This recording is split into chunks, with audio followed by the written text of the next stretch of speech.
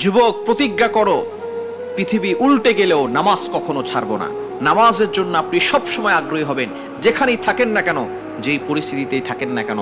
আপনি গুনাহ করেছেন, তারপরেও নামাজ পড়েন। রাতের বেলা উলঙ্গ ছবি দেখেছেন, তারপরেও নামাজ পড়েন। আপনি অন্যায় কাজ করেছেন, তারপরও নামাজ পড়েন। এই নামাজ একদিন আপনাকে সমস্ত প্রকার ফাহেসা কাজ থেকে দূরে সরিয়ে আনবে, সমস্ত প্রকার খারাপ কাজ থেকে দূরে সরিয়ে আনবে। নামাজ কখনো মিস করবেন না।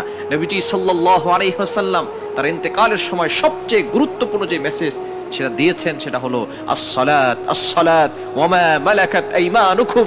নবীজি সাল্লাল্লাহু আলাইহি সাল্লাম তার ইন্তেকালের সময় তিনি তার নাতিদের কথা বলেন নাই, তার সন্তানদের কথা বলেন নাই, কলিজার টুকরা ফাতেমা রাদিয়াল্লাহু তাআলা আনহার কথা বলেন নাই, স্ত্রীদের কথা বলেন নাই। তিনি বলেছেন উম্মতি উম্মতি, আসসালাত আসসালাত ওয়া মা মালাকাত আইমানুকুম। আমার উম্মতেরা নামাজ ছেড়ে দিও না। সুতরাং পৃথিবী উল্টে গেল, যুবক, আজকে থেকে প্রতিজ্ঞা করো কখনো নামাজ তুমি ছেড়ে দিবে না। এই নামাজ যাতে করে তুমি পরিপূর্ণভাবে পড়তে পারো, যেখানেই থাকো না কেন নামাজ পড়বে। এই নামাজ একদিন সকল প্রকার ফাহিশা কাজ থেকে তোমাকে দূরে সরাবে এবং সুখ শান্তির ব্যবস্থা করে দিবে।